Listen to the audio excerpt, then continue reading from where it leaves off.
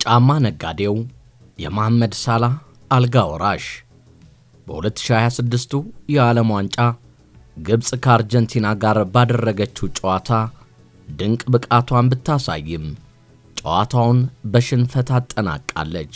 በስፖርት ቤተሰቡ ዘንድ ከፍተኛ መነጋገሪያ በነበረው በዚህ ጨዋታ ዛሬም መላው ዓለም ስለ አንድ ስም እያወራ ነው።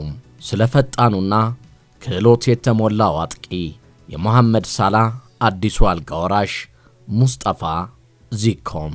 የፊት መስመር ተጫዋቹ በምሽቱ ጨዋታው ላይ ለአርጀንቲና ተከላካዮች ፈተና በመሆን ያመሸው ተጫዋቹ በዘንድሮ ዓለም ዋንጫ ላይ ያሳየው ድንቅ ብቃት የአውሮፓ ክለቦችን አይናቸውን እንዲጥሉበት አድርጓል።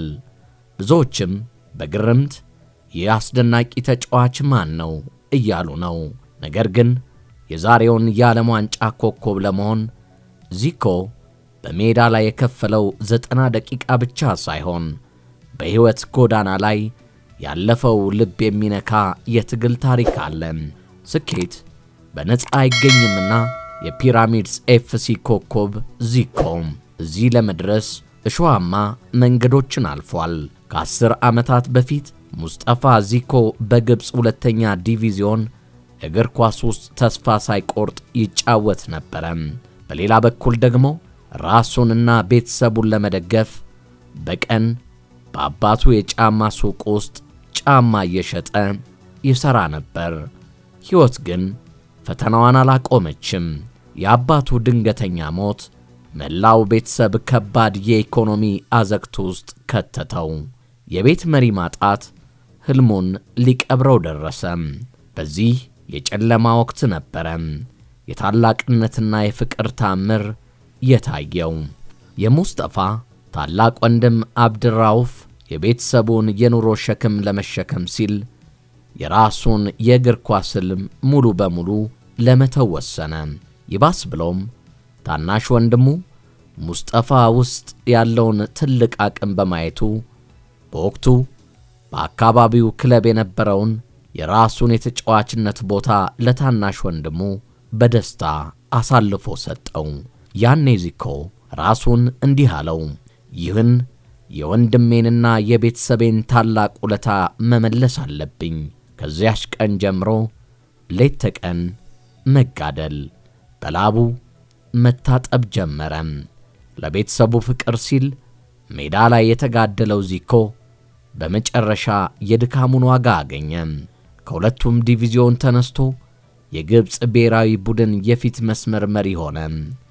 ዛሬ በ2026 የዓለም ዋንጫ ላይ ታላላቅ የእግር ኳስ ሀገራት ላይ አስደናቂ ግቦችን በማስቆጠር የሀገሩ የግብፅ ታላቅ ጀግና መሆን ችሏል። የግብፅና የዓለም አቀፍ መገናኛ ብዙሃን ስለሱ ሲጽፉ እንዲህ ይላሉ። ሙስጠፋ ዚኮ ለሀገሩ አስደናቂ ግቦችን ከማስቆጠሩ በፊት ለቤተሰቡ ሲል የሕይወትን ከባድ ዋጋ የከፈለ እውነተኛ የፍቅር ሰው ነው።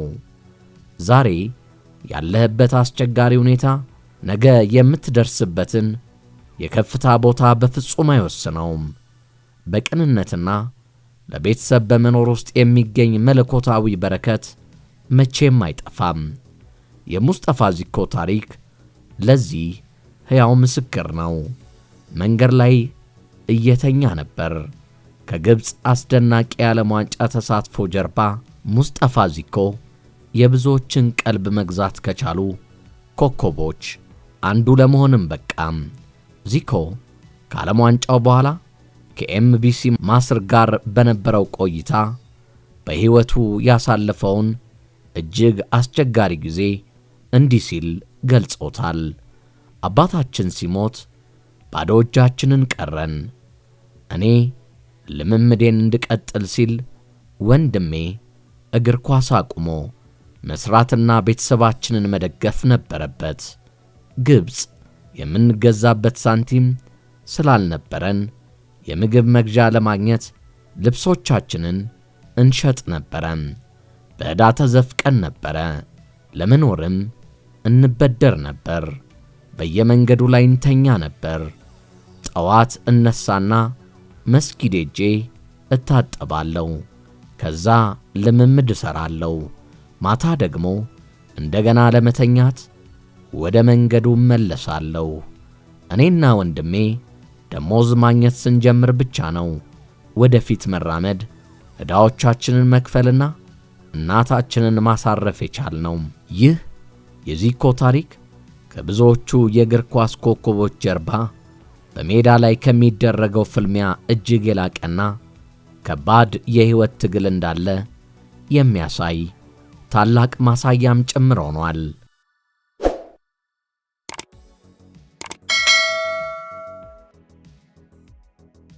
የማይነጣጠሉት መንትዮች የግብፅ ብሔራዊ ቡድን ዋና አሰልጣኝ ሆሳም ሐሰንና የቡድኑ ዳይሬክተር ኢብራሂም ሐሰን መንትዮች ብቻ ሳይሆኑ ፍጹም የሚቀራረቡና የማይነጣጠሉ የመንታ ወንድማማቾች ናቸው።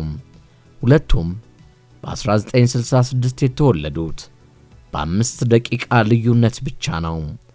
በ13 ዓመታቸው የአልአህሊን አካዳሚ በጋራ የተቀላቀሉ ሲሆን የተወደዳችሁ የቻናላችን ቤተሰቦች ቻናላችንን ላይክ፣ ሼር፣ ኮመንት፣ ሰብስክራይብ እና የደወል ምልክቷን እየነካችሁ አብሮነታችሁን ስለምታደርሱን ከልብ በማመስገን ወደ ሌላኛው ጉዳያችን ስናመራ ደግሞ የማይነጣጠሉት መንትዮችን እናገኛቸዋለን።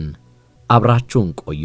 የግብፅ ብሔራዊ ቡድን ዋና አሰልጣኝ ሆሳም ሐሰንና የቡድኑ ዳይሬክተር ኢብራሂም ሐሰን መንትዮች ብቻ ሳይሆኑ ፍጹም የሚቀራረቡና የማይነጣጠሉ የመንታ ወንድማማቾች ናቸው። ሁለቱም በ1966 የተወለዱት በ5 ደቂቃ ልዩነት ብቻ ነው። በ13 ዓመታቸው የአልአህሊን አካዳሚ በጋራ የተቀላቀሉ ሲሆን በታዋቂው የቪክቶሪያ ዘመን የግብፅ እግር ኳስ ውስጥ ሆሳም ድንቅ አጥቂ፣ ኢብራሂም ደግሞ ምርጥ የቀኝ መስመር ተከላካይ በመሆን ለረጅም ዓመታት በክለብና በብሔራዊ ቡድን ደረጃ አብረው ተጫውተዋል። በዘጠናዎቹ መጀመሪያ ላይ ሆሳም ሐሰን ብቻውን ከአውሮፓ ክለብ ጥያቄ ቀርቦለት የነበረ ቢሆንም እኛ አንድ ነፍስ ነን ያለ ወንድሜ የትም አልሄድም በማለት ውድቅ አድርጎታል። በኋላም ከባለፉት ዓመታት ጀምሮ በክለብም ሆነ አሁን በብሔራዊ ቡድን ደረጃ በአሰልጣኝነት ሲሰሩ ሁልጊዜም ጎን ለጎን ናቸው። ወንድማማቾቹ በሜዳ ላይ ባላቸው ከፍተኛ ስሜታዊነትና ቁጣ ይታወቃሉ። በባለፈው ጨዋታ ግብፅ ከአርጀንቲና ጋር ባደረገችው ጨዋታ 3-2 ከተሸነፈች በኋላ ዋና አሰልጣኙ ሆሳም በዳኞች ላይ ቁጣውን ሲገልጽ የቡድኑ ዳይሬክተር የሆነው መንታ ወንድሙ ኢብራሂም ወደ ቴክኒክ ክልሉ በመግባት ወንድሙን ሲያረጋጋና ሲያስቆም የታየበት ትዕይንት የብዙዎችን ትኩረት ስቧል። በእግር ኳስ ታሪክ ውስጥ አንድን ትልቅ ብሔራዊ ቡድን በዋና አሰልጣኝነትና በዳይሬክተርነት የሚመሩ መንታ ወንድማማቾችን ማየት እጅግ ብርቅ የሚባል ክስተት ነው።